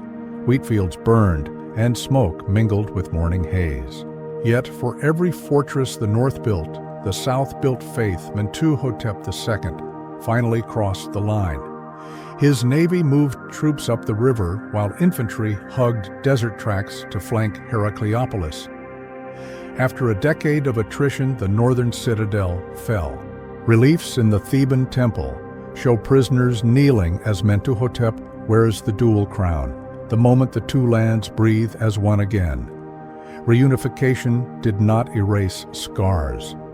Entire villages lay deserted, their wells choked with sand. Monument corridors stood empty except for bats. Yet the Middle Kingdom rose out of this wreckage with a bureaucracy leaner and meaner. Lessons of collapse etched new rules. Grain silos doubled, canal dredging schedules written in red ink, and provincial tomb sizes capped by royal decree. Egypt would never again allow governors to rival kings in stone. Many historians trace financial stress to the pyramid projects of the 4th and 5th dynasties. The royal court poured silver and manpower into stone mountains, but after the passion cooled, maintenance costs remained. relief crews had to patch loose casing stones, replace wooden door pivots, and supply incense for 100 mortuary temples. Taxes climbed each flood season when harvests weakened under smaller inundations. Peasants faced impossible ledgers. Some fled to desert oases where bandit clans flourished. Village elders invented new hymns, pleading with any god who would listen. Clay tablets from Sharuna, record songs for Hathor, the goddess of joy, sung in cracked voices at night fires, a desperate barter music for mercy. Children grew up hearing stories of a perfect golden age under Sneferu. Memory became a form of resistance and a measure of loss. Women bore the brunt of the breakdown. Ostraka shards list midwife shortages, higher death rates in childbirth, and prices of linen swaddles inflated by hoarders. Yet these same shards reveal resilience. Wives organized grain pooling networks, stitching surplus into reed silos, hidden behind courtyard walls. When inspectors arrived to demand taxes, they found empty baskets and polite smiles. Microeconomies sprouted like papyrus shoots even as state ledgers starved. The priesthood sensed opportunity. The cult of Osiris, once regional, exploded across nomes. Osiris promised rebirth to anyone who knew the right words and possessed a token of his myth. Priests sold miniature Djed pillars carved from sycamore wood inscribed with spells. For a handful of barley, a farmer could buy hope in portable form. Scholars call it religious monetization. For Egyptians, it was a contract stamped with eternity clauses. Architecture mirrored anxiety. Tomb entrances shrank, corridors bent at sharp angles to deter thieves, and false burial shafts multiplied like decoys. Mud brick mastabas coated with cheap limestone chips feigned grandeur from a distance. Decorative art shifted too. Instead of serene banquet scenes, painters depicted lean cattle and farmers chasing skinny geese, a silent chronicle of want. Medical papyri compiled under stressed healers document new treatments for malnutrition, scorpion stings, and exhaustion. Honey pastes, beer poultices, and prayers to Sekhmet fill column after column. The authors apologize for messy handwriting, noting lantern oil shortages that forced them to write in fading twilight. On the geopolitical edge, nomadic tribes from the western desert probed weakened border posts. Without regular patrols, raiders cut caravan paths. They stole donkey herds and kidnapped stonemasons for ransom. Records from a fort at Ain Nasil recount a night siege when defenders poured boiling water from broken amphorae because resin for arrows had run out. The fort survived, but the copper gate buckled under heat, a scar left as warning. Meanwhile, far to the south, Nubian chiefs withheld gold shipments. They fortified hilltop citadels around Kerma, rerouted caravan trails into deep wadis, and demanded transit fees in elephants' tusks and leopard skins. Fortified hilltop citadels around Kerma, rerouted caravan trails into deep wadis, and demanded transit fees in elephants' tusks and leopard skins. Egyptian emissaries arrived with alabaster vases and polished copper mirrors, hoping diplomacy might reopen the auriferous veins that fed Memphis treasure rooms. They returned with only dust in their packs and tales of Nubian war drums rolling across savannah. Some chiefs signed clay tablets shaped like crocodiles, symbolic treaties that snapped if broken. Yet the promised ingots never crossed the first. Cataract. Patrol boats moored at Elephantine watched glittering flecks swirl in Nubian sandbars and knew wealth was slipping southward. Skirmishes erupted along the river. Nubian archers, famed for sinew-string bows that could pierce an oxhide at 80 strides, harassed stone convoys dragging granite from Aswan. Egyptian commanders retaliated by torching reed villages at dusk, their fires dancing like red cobras against the cliffs. The cycle of raid and reprisal drained both sides. Quarries stood idle for want of safety escorts, and Nubian cattle herds dwindled under perpetual levy. With gold supplies strangled, Memphis mints alloyed existing reserves with silver from the Sinai. producing pale diamonds that merchants mocked as moon metal. Confidence in royal exchange collapsed. Grain dealers refused state coin, demanding payment in barley measured by their own scales. The economy fractured into barter archipelagos, where obsidian knives from Ethiopia could buy twice as much bread as official bullion. Propagandists penned hymns portraying Nubia as the belly of chaos, a beast devouring Pharaoh's radiance. Yet, ordinary Egyptians whispered grudging admiration for southern resilience. Songs spread among boatmen describing Kerma's king standing on a dais of ebony, promising rain to his people, while northern fields shriveled. In these verses, Nubians were not villains but reflections of what Egypt once had. Leadership that answered drought with action. Desperation nudged Egypt toward technology. Alchemists in workshops near Heliopolis experimented with electrum plating, fusing thin layers of gold and silver over copper cores to stretch diminishing treasure.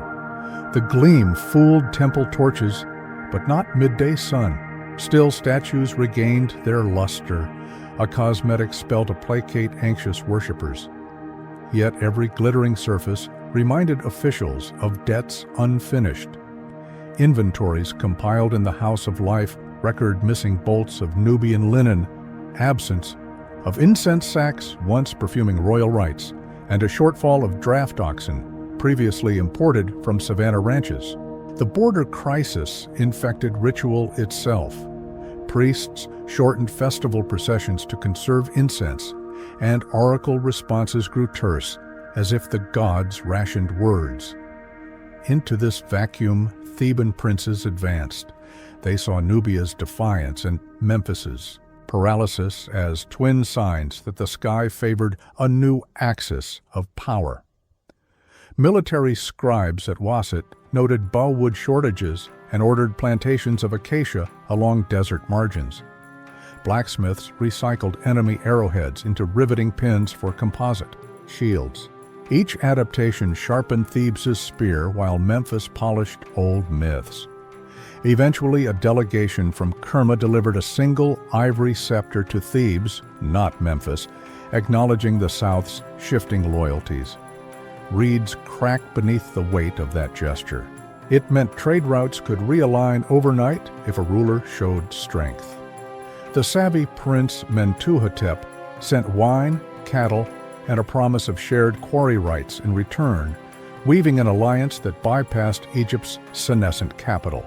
The stage was set: Nubian gold for Theban ambition, Delta wheat for northern strongmen, and a river no longer wide enough for every throne. Collapse like the ebb of the Nile exposed hidden shoals that would rip apart any ship steering by yesterday's maps. In the coming chapter, we will follow how these Theban alliances and military reforms ignite a campaign that drags Egypt out of fragmentation and forges a new era of conquest and confidence on the backs of warrior kings. The warrior pharaohs of Thebes, Egypt strikes back. When the desert swallowed their pride, Thebes sharpened its spears. Before the world spoke of Tutankhamun's treasures or Ramses' thunderous monuments, Egypt endured a century of humiliation. Foreign kings ruled from the delta, temples lay quiet, and the once divine pharaoh became a local chieftain clinging to ritual. From that darkness, Thebes forged warriors and scholars alike, reclaiming the Nile with blades and prophecy. This is the story of how a provincial city sparked a military renaissance that reshaped North Africa and the Near East. The first intermediate period cracked the Old Kingdom like sun-dried mud. Provincial governors called nomarchs hoarded grain and power as famine followed low Nile floods. Pyramid towns starved, mastaba tombs lay unfinished, and commoners scrawled satires about useless nobles on pottery shards. In Upper Egypt, Thebes watched Memphis collapse from a strategic distance. The local dynasty of Intef princes claimed modest titles, yet nursed a vision of reunification. Their city hugged the sacred bend of the river where cliffs glowed violet at sunset, reminding priests that rebirth follows ruin. Nebuchadnezzar Mentuhotep II, greatest of the Intef line, marched north with conscripted farmers turned spearmen. Using riverboats, he leapfrogged garrisons and besieged Heracleopolis, the rival stronghold. His victory in year 39 restored a single crown and ignited the Middle Kingdom. Mentuhotep's mortuary temple at Deir el-Bahri combined cliffside terraces and colonnades, preaching stability through geometry. Behind the limestone facade lay propaganda, reliefs of bound Asiatics and Nubians, announcing that Thebes would tolerate no borders to its divinity. Administrative tablets show Mentuhotep reorganized corvée labor, rotated scribes through provinces to curb corruption, and revived royal estates. He dispatched expeditions to Punt for incense and to the Sinai for turquoise, rewriting trade routes around a Theban axis. Yet his capital remained modest compared to Memphis' golden age, and military innovation stagnated behind ceremonial maces and wooden shields. Around 1650, BCE migrants from Canaan seized the delta, in a swift stroke historians call the Hyksos takeover.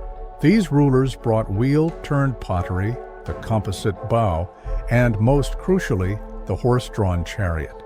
They settled at Avaris, renamed it Hudwarit, and styled themselves Hatshepsut, rulers of foreign lands. Stelae depict them worshipping both Baal-Zephon and Seth, blending Levantine storms with Egyptian chaos. For Theban princes now labeled kings of Upper and Lower Egypt only south of Abydos, the insult cut deep.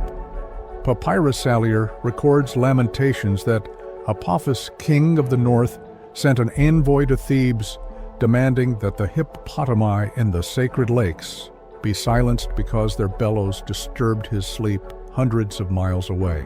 The letter dripped with satire, a declaration that Thebes existed at his pleasure. Within palace walls, the insult fermented into rage. Seqenen-Retau, the brave, bore axe scars on his skull, later found in his Theban tomb. Forensic analysis suggests death in close combat against Hyksos weapons, perhaps during a night raid near the frontier town of El Kab.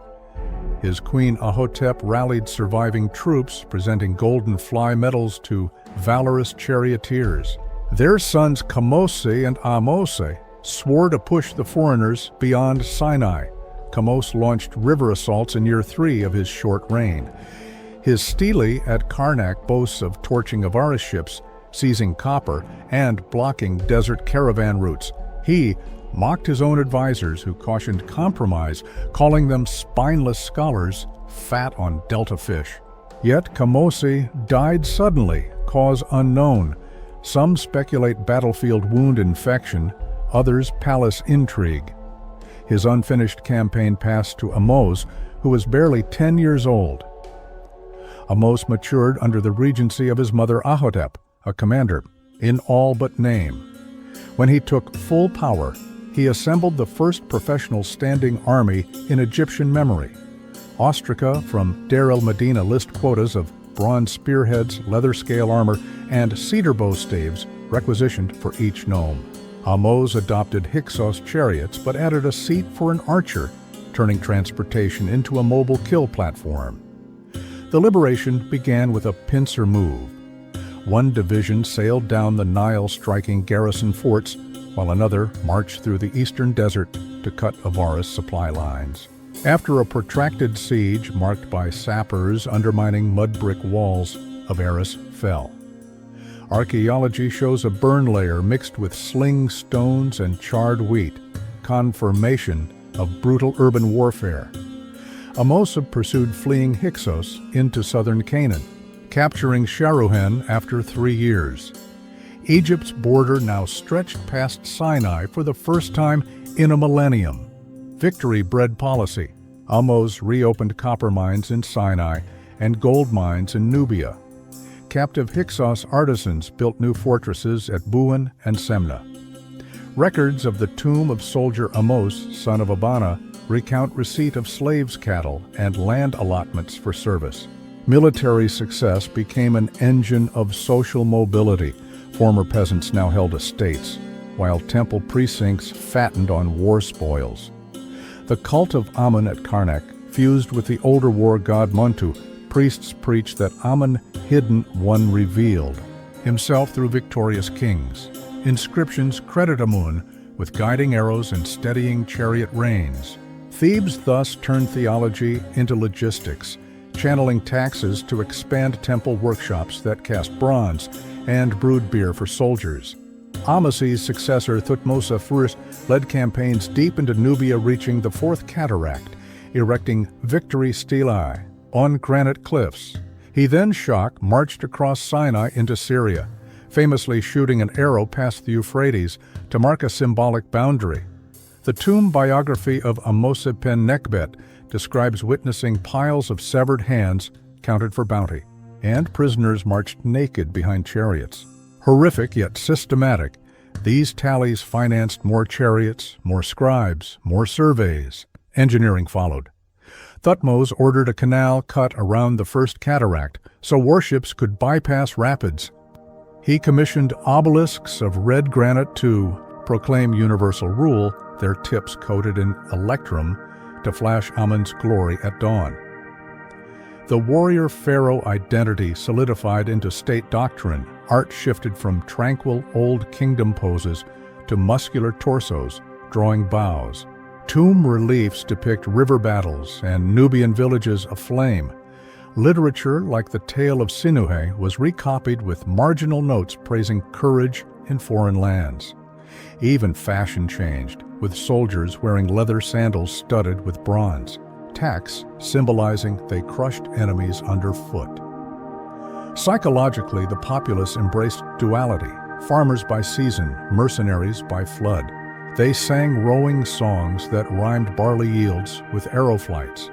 Children played Senate on boards, wherein the final squares represented triumphant return from foreign campaigns instead of simple resurrection. The viceroy of Kush office managed Nubia as a revenue province. Border fortress ledgers count livestock shipments and ostriches plucked for plumes adorning chariot horses. In the north, chiefs of Retienu paid silver tribute measured by weight of ingots stacked before Thutmose.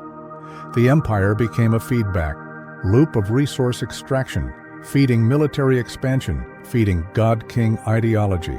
Meanwhile, scribal schools in Thebes taught mathematics for siege angle calculations. Papyrus Rind includes practical geometry problems likely derived from chariot wheel ratios and arrow parabolas. War was the classroom and the laboratory. By the time Thutmose II inherited power armies could mobilize across 3,000 kilometers of frontier. Yet inside the palace a new form of contest brewed, one fought with bloodlines and priestly endorsement. The next story belongs to Queen Regent turned Pharaoh and her young co-ruler destined to forge an empire of unprecedented reach. When chariot wheels cooled in the dust, ambition donned a perfumed crown. The warrior pharaohs of Thebes transformed Egypt from fractured survivor to expansionist superpower. They harnessed chariots captured from foes, gold dredged from Nubian, sand and divine narratives coined in temple halls. Their campaign seeded an imperial mindset that future generations would both glorify and regret. They proved that trauma can birth renaissance, that borders are temporary when faith wields iron. Our journey continues with Hatshepsut and Thutmose, masks, myths, and power plays, where strategy shifts from battlefield to throne room and propaganda transcends swordplay. Hatshepsut and Thutmose, masks, myths, and power plays. Picture a queen so fearless she glued on a god's beard and told every scribe to call her His Majesty. Obelisks pierce the dawn, drums thunder on the Nile, priests whisper that Amun has taken a daughter for his son. Now picture her nephew hammering her name off every wall, then marching to war singing her battle hymn. Stone flakes, memories scatter, yet the perfume of Punt still lingers in Deir el-Bahri. The air over Thebes feels electric when a child pharaoh collapses into fever, leaving only his tiny son, Thutmose III, and his wily stepmother to keep Egypt from splintering. Enter Hatshepsut, daughter of a king, wife of a king, aunt of a king, and soon to be king herself. She steps onto the palace balcony wearing the blue crown and an expression that dares anyone to blink first. She knows the council will not hand ultimate power to a teenage boy while rival princes circle like desert jackals. So she stages an act straight out of divine theater. She has the high priest of Amun announce that the god visited her mother, in a scented dream, brushed her cheek, and declared the unborn Hatshepsut the living Ka of royal power. In one breath, the council hears religion, propaganda, and ironclad logic. If Amun says the throne belongs to Hatshepsut, who are mortals to say otherwise, she keeps Thutmose III close, placing him on inscriptions beside her, so the public reads. A comforting duet rather than a hostile divide. In daytime audiences, she lets the boy practice the ceremonial grasp of the crook and flail. Yet each night she signs decrees alone, seal heavy with the prerogative of Pharaoh. Then, almost casually, she dons the false beard reserved for male kings. The ritual glue smells of pine resin, and the beard's weight on her chin announces she is no regent but the throne itself. The years that follow feel like a golden lullaby. Hatshepsut orders quarrymen to slice perfect granite needles, lever them upright at Karnak, and gild their tips so sunrise bursts into a private fireworks show for Amun. She funds academies of scribes who flood papyrus with stories of peace, full granaries, and an Egypt steered by motherly wisdom. Meanwhile, an expedition sails beyond the Red Sea, hugging barren coasts until incense trees and ebony logs appear on Punt's horizon. Artists carve reliefs of panicked baboons caged for the royal zoo, while soldiers barter axes for aromatic myrrh. Trade, not war, becomes the anthem, and the treasury brims with spices that will scent tombs for centuries. Yet in silence, Thutmose III grows tall, lean, and restless. Temple walls show him trailing behind Hatshepsut like a polite shadow, but court gossip mutters that he drills with the army at dawn, his chariot wheels devouring sand. Veterans claim he can knot an Asiatic bow until the horn tips hiss. The dual throne is now a single throne in practice, and the young man believes the beard of kingship should hang from his own jaw. He waits, counts festivals, and studies strategy. Tablets older than Memphis. When Hatshepsut's cave finally joins the ancestral chorus, no scribe records the manner of her passing. Some whisper natural death, others suspect a palace cough turned lethal. Thutmose III wastes no sunrise morning. He storms temples like a mason gone mad, chiseling her cartouches, yanking statues, plastering fresh scenes where his spear flashes and hers does not. He is not petty, he tells the gods, only restoring Mahat by erasing a misunderstanding of succession. Yet note the paradox. The more he erases, the more historians notice the gaps and ask who once filled them. Militarily, he explodes outward. 20 campaigns thunder north and south, crossing the Euphrates, breaking the Nubian Ball, planting obelisks of conquest across half the map.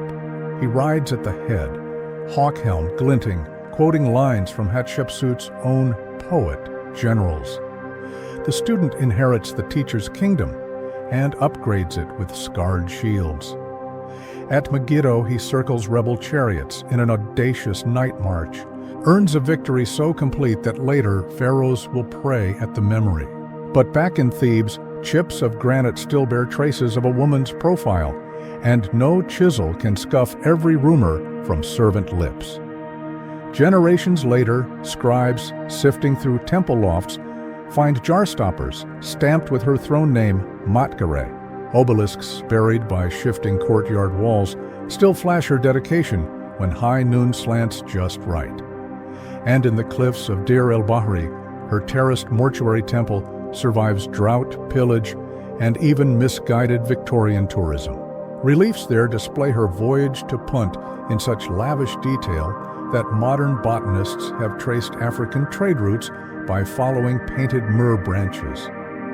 Hatshepsut's memory becomes a riddle for archaeologists. Was she the usurper or the stabilizer, the mask or the face beneath it? As for Thutmose III, scholars today rank him among history's most midnight in Thebes, echoes with bronze hammers tapping out Hatshepsut's final editions. Artisans carve her as Sphinx, as Osiris, as cosmic sailor, guiding Ra through the Duat, each relief a PR blast on eternal sandstone. One scene easy to miss shows her slipping a ceremonial ring onto young Thutmose's finger, a public promise that he will inherit everything she is polishing. But even stone cannot muffle rivalry when ambition rings louder than temple bells. Cut to Thutmose on the training grounds, sand lashing his ankles as he races barefoot beside veteran Nubian runners. He vaults onto a war chariot, knees flexed, fingers whitening on rawhide reins. Sparks shoot from rim studs when wheels bite against flint chips. His general, old Ahmose Penekabet, growls approval. In papyrus notebooks, the general writes that the prince can loose 3 arrows before the first one lands. A riverine burst. The Kata rebels will soon learn to fear. This is no family drama. It is statecraft set to a war drum. The year called. Shamsu-Hor dawn cycle arrives. Hatshepsut opens the festival of the valley with unheard-of fanfare. White linen sails blossom on gilded barges. Through avenues of sphinxes, she walks clad in lapis collar and, scandal to any traditionalist, her beard tilts proudly beneath scarlet lipstick. Priests chant that Ma'at thrives when feminine and masculine fuse, a cosmic yin-yang centuries before the term exists. Foreign envoys stare, take notes, and recalculate Egypt's balance sheet. Peace looks permanent, trade seems safe. They underestimate 2 facts. Desert borders change like mirages, and teenagers become generals faster than merchants rewrite. Tariffs. Deep south, the kingdom of Kush simmers after a tax collector pockets too much gold.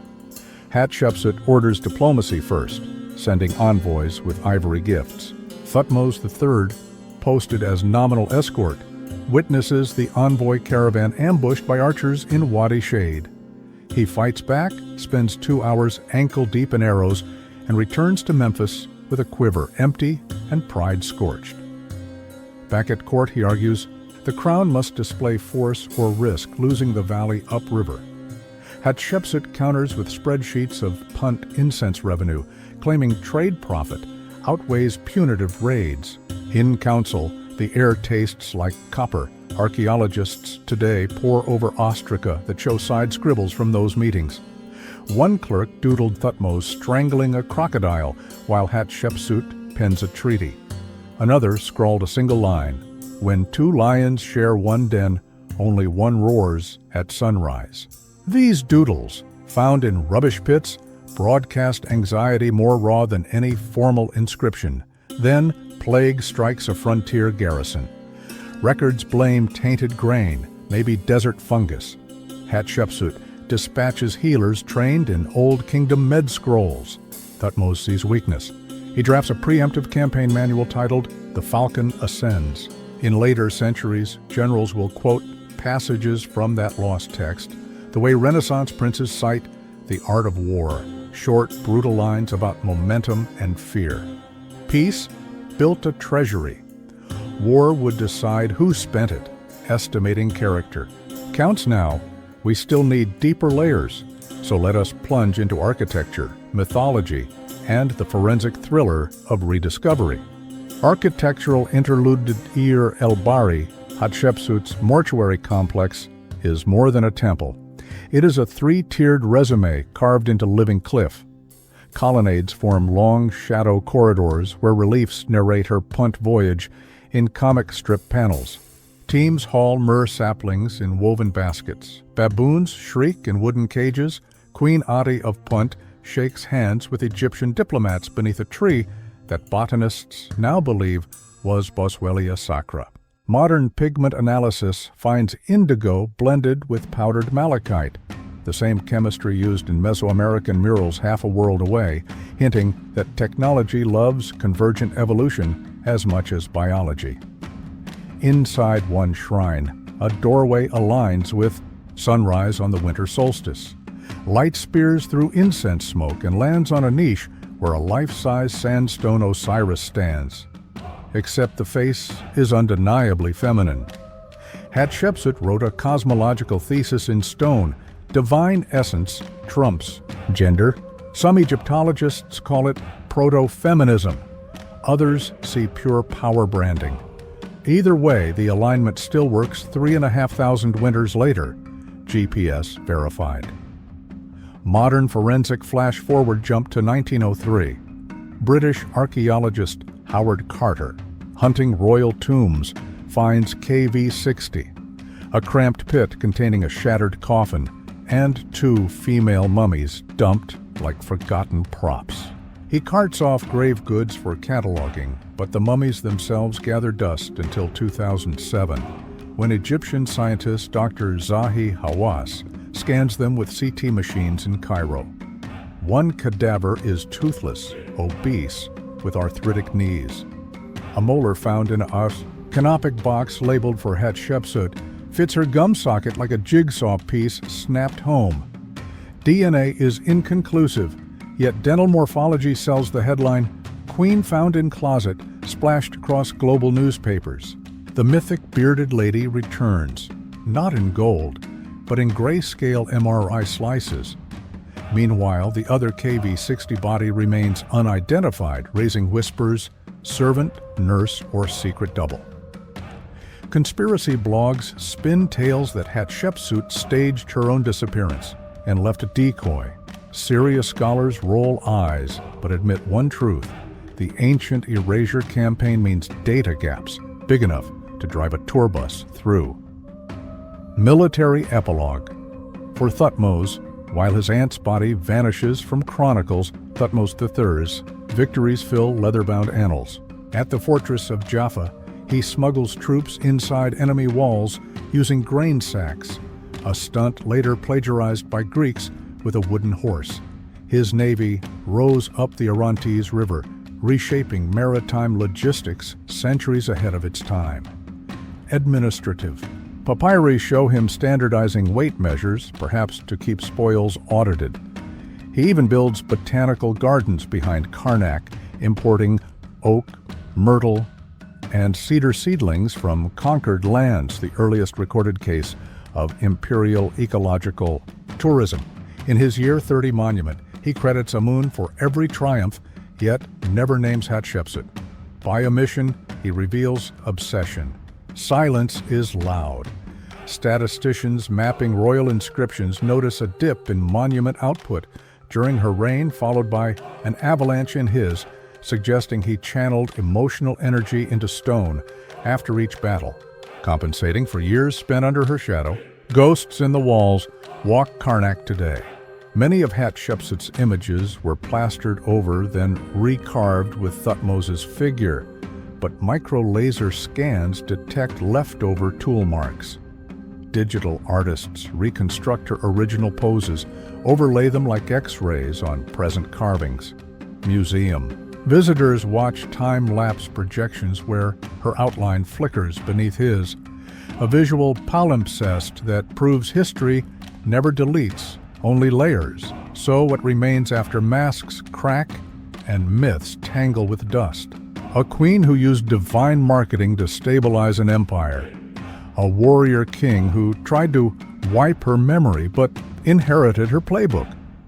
Together they wrote a dual biography of ambition, propaganda, and legacy management that still courses through modern politics. Every leader borrowing religion for policy, every regime sandblasting predecessor statues, echoes this 18th dynasty duet. Next episode dives into Akhenaten's rebellion, the pharaoh who canceled the gods. Prepare for sun worship, shattered temples, and a royal family reality show that rewrites the cosmic script. Stay curious, stay weird. Akhenaten's rebellion, the pharaoh who canceled the gods. The sun rises on a prince who will delete every deity except the one staring him in the face. Sand flares gold over Karnak. Statues shiver as if hearing their own death sentence. Imagine chiseling 400 gods off every wall and saying, "Sorry folks, new management." Drums fade, a single disc blazes above. Egypt holds its breath. The palace at Thebes hums with incense when Amenhotep IV steps onto the throne. He is lanky, broad-hipped, eyes tilted like the statues that will soon wear his face. Courtiers whisper that he looks more celestial than human, as if sculpted by hands that preferred metaphysics to muscle. He studies the old halls of Amun and hears silence beneath the hymns. To him, the clamor of many gods feels like market noise, drowning a single clear bell. That bell is Aten, the naked sun, not a falcon or a ram or a hidden creator, just raw light, flattening shadow with ruthless equality. At first he plays by the script. He builds a few pylons, sprinkles gold on priests, and signs grain quotas. Yet at night, he roams temple corridors counting statues the way a minimalist counts clutter. He sees duplications of power in every chapel and decides efficiency requires iconoclasm. In year 4, he announces a building frenzy that will dwarf every project since Hatshepsut.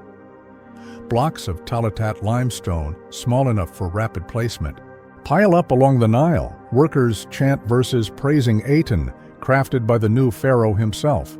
The verses read like sunlight turned into poetry, short lines hammering one image. Life flows because Aten shines, crops grow because Aten smiles, kings rule because Aten chooses. He renames himself Akhenaten, effective for Aten. The name echoes through court like a thunderclap in a marble library. Statues of Amun suddenly look guilty in torchlight. Priests clutch ledgers, unsure which tithes survive doctrinal audit. Meanwhile, Akhenaten's Queen Nefertiti strides beside him in reliefs, taller than protocol allows, neck swan-long, crown slicing sky. Together they stage divine domesticity on palace walls, showing daughters playing under Aten rays that end in tiny hands offering ankhs. It is the first family portrait gallery in history, and it doubles as theology textbook. Turns religion into a selfie and the selfie into state law. While artisans hurry, a hush falls over Thebes, markets still trade, but the festival streets feel off-key because processions skip half the pantheon. Pilgrims arrive looking for statues of Mut and Khonsu, only to find scaffolds and guards. Though treasury bleeds as Akhenaten redirects taxes to a dream city he sketches on desert papyrus. He chooses a virgin stretch of sand, midway between Memphis and Thebes, names it Akhetaten, Horizon of the Aten. No legacy baggage, no rival clergy, just sunrise slicing between cliffs like a cosmic mandate. Caravans haul granite lintels, while the king's architects plot a city on a straight axial line, widest at the palace, narrowing toward the small Aten temple, ending at royal tombs carved in the east cliff, so the dead pharaoh will rise each dawn with his god. Streets widen for sunlight, altars sit roofless, because walls are pointless when the deity is the sky itself. Workers labor non-stop, sleeping among half-set pillars. They paint scenes of court life where Akhenaten lounges under parasols, lips parted, chin drooping in that odd familial curve that later skull studies will debate. Some call it genetic disorder, others call it stylistic revolution, but either way, the image sticks. Diplomats from Mitanni, Babylon, Hatti trek to the new capital expecting gifts and alliances. They instead witness a court obsessed with theology. Foreign scribes record that gold flows slower, soldiers remain idle, and border forts send anxious letters about Hittite raids. In one clay tablet, the governor of Byblos pleads for archers, warning that cities fall while Egypt sings hymns. The tablet arrives at Akhetaten, but scholars are unsure it was ever opened. Meanwhile, the priesthood of Amun seethes. Karnak's columns stand half deserted, their coffers starved.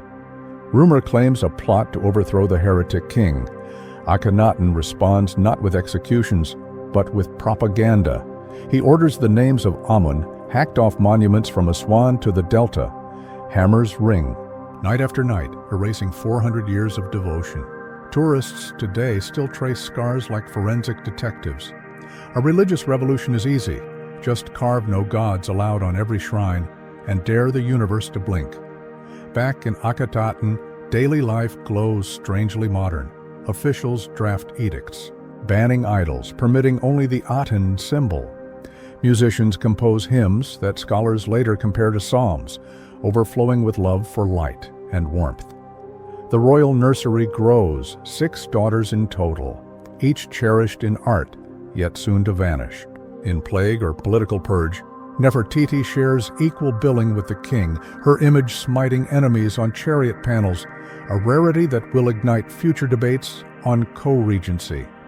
Then, a shadow creeps over the brilliance. A pandemic or famine or bureaucratic gridlock, we are unsure, hollows the population. Skeletons in Akhetaten graves show stunted growth and fractures, hinting at labor strain and malnutrition. Governors complain louder. The Hittites seize Kadesh.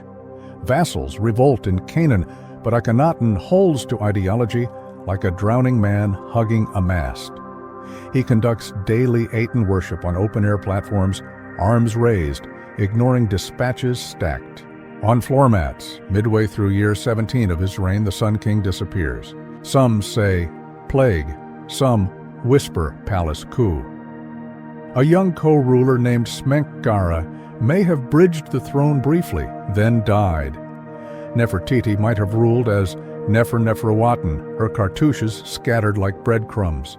The succession fog thickens, until a 9-year-old boy named Tutankhamun takes stage, soon renaming himself Tutankhamun. He reopens Karnak, restores Amun, and issues propaganda blaming his predecessor for chaos. Akhetaten is abandoned, its Talatat blocks cannibalized into new constructions. By the time later kings carve triumph lists, Akhenaten's name is conspicuously absent. Yet erasure never fully works. In 1887, a peasant woman digging for fertilizer near Amarna uncovers cuneiform tablets, baked hard as destiny. They are the lost. Archive of Akhetaten, diplomatic letters revealing the angst of an empire left on hold while the king chased sun visions. Archaeologists swarm, piecing together a geopolitical diary. They find alabaster busts of Nefertiti so lifelike that museum lights seem inadequate beside her quartz eyes. They reconstruct Talatat scenes of children kissing bread offerings to Aten. The heretic lives again in exhibition halls, proof that iconoclasts can outlast their censors by the paradox of negative attention. Modern shadows and echoes psychoanalysts profile Akhenaten as the first recorded monotheist, a cognitive leap mirrored millennia later by prophets on different continents. Art historians cite Amarna style as proto-expressionism, with elongated forms and intimate poses foreshadowing Renaissance naturalism. Political scientists teach his reign as cautionary tale in religious policy overreach, where centralization of cult alienates local power bases. Even pop culture borrows his silhouette, slim waist, heavy jaw, to decorate album covers and science fiction villains. Cancel culture is not new. It began when a pharaoh pressed delete on the divine menu. Akhenaten gambled everything on the purity of a single idea, that one sun could light one truth for one nation. He lost the wager in his lifetime, yet his echoes illuminate corridors of faith and art, right up to this moment. The lesson glows clear. Belief can burn brighter than limestone, but a state built on one ray risks darkness the moment a cloud drifts in. Next stop, the fall of the Pharaohs, secrets buried with Ramses and beyond, where colossal statues crumble, priests hoard secrets, and Egypt's twilight glows with buried revelations. The fall of the Pharaohs, secrets buried with Ramses and beyond. Imagine a king so famous that even his downfall gets a sequel. Granite colossi glow at dusk, yet economics and envy are already chiseling cracks beneath the polish. Now picture future priests hiding his bones like contraband gold, praying nobody keeps the receipts. The empire's heartbeat slows, but its tombs keep multiplying in the dark. The last festival of Ramses the Great unfurls across Pi-Ramesses like a victory lap in disguise. Trumpets blare hymns to Amun, but within treasury walls, bronze weights tilt toward deficit. Ramses has ruled since boyhood, fought sea peoples, carved his name deeper than any pharaoh before him. Yet longevity breeds inflation. 20 years of Nile floods could not keep pace with temples devouring grain and artisans requisitioning copper for ever larger statues. When the king finally meets Osiris at year 67 of his reign, he leaves Egypt with more monuments than silver and an heir list longer than a prophecy scroll. Ramses III's chosen successor, Merneptah, inherits drought and Libyan mercenaries. He wins skirmishes, but victory songs cannot irrigate failing canals. Papyrus Anastasi informs us of civil servants begging grain from local gods, a bureaucratic cry for help. Tomb workers at Deir el-Medina record half rations on broken ostraca, the earliest payroll complaint letters in history. Even stone carvers know the treasury is hollowing. Fast forward to Ramses III, last spark of the warrior pharaoh mold. He defeats another wave of sea peoples at the delta, painting grand reliefs of chariots versus oared barges. Yet the Harris Papyrus reveals an ominous addendum, temple budgets slashed, lenders hounding the palace, inflation touches incense, linen, even beer. The great harem conspiracy erupts. Queen Tia's faction plots to install her son Pentaweret. Assassins slip into Medinet Habu. The judicial papyri read like courtroom drama, listing punishments from amputation to enforced suicide, a royal scandal centuries before tabloids. When the payroll stops, loyalty quits mumbling and starts sharpening knives. After Ramses III, dynastic roulette spins faster. Ramses IV drafts colossal tomb KV2, yet barely warms the throne a decade. Ramses V contracts smallpox, his face forever a medical footnote on a sarcophagus. Ramses II squats on top of Tutankhamun's doorway, accidentally preserving the boy king. By cosmic joke, by Ramses V, the treasury is dust. Nile Delta splits into petty kingdoms. Nubian and Libyan warlords carve frontier satrapies. Priests of Amun in Thebes control southern coffers, while generals in Tanis mint their own regnal years. Egypt fractures not by foreign sword, but by internal bookkeeping. In Thebes, another silent crisis brews. Royal tombs, once packed with gold, become tempting investment accounts for unemployed guards. The Abbot Papyrus documents official inspections of shattered seals, corridors pried open like rib cages. Court transcripts quote workmen bragging about melting divine statues into bangles, sold on back alley markets. To stem hemorrhage, High Priest Pinjim orders a covert salvage mission. Mummies of mighty kings, from Seti Throman to Ramses II himself, are ferried upriver under moonlight and cached in shaft DB 320 at Deir el-Bahri. Linen bundles are relabeled, coffins stacked like archived paperwork. The plan saves royal souls from looters, but divorces them from their monumental identities for 3,000 years. The greatest security deposit in history hides not money but kings. Northward, Tanis blossoms as a new capital under Smendas, while Herihor in Thebes wields priestly coronation. The phrase pharaoh now applies to two courts that mail each other uneasy greetings. Outside Egypt, Phoenician traders loot cedar forests, and Assyrian kings invent psychological warfare with flayed banners. Egypt's bronze armor squeaks in a world shifting to iron. By the 22nd dynasty, Libyan chiefs rule under Egyptian titles, their ancestry traced on Bubastis temple walls that mix hieroglyphs with foreign clan symbols, centuries blur. Nubian king Paye gallops north, reading victory stelae aloud before battle, reconquers Thebes, yet cannot reverse demographic gravity. Assyrians soon scorch Memphis, smashing statues while scribes note tribute in tons of gold and captive princes. When Cambyses of Persia arrives, priests craft speeches naming him Pharaoh to tame his wrath. But Darius codifies taxes in Aramaic ledgers, shrinking local autonomy to bureaucratic margins. Egypt is now a province that recycles ancient iconography for foreign satraps, a museum open to whoever pays the watchman. Modern dig sites and secrets 19th century treasure hunters slice through Valley of the Kings like cake, until Emil Brugsch pries open DB 320 in 1881. He recognizes names on coffin lids: Seti Firmus, Ramses II, Amosa Nefertari. In shock, he loads mummies onto a barge bound for Cairo, disguising them under crates as farm equipment to dodge thieves.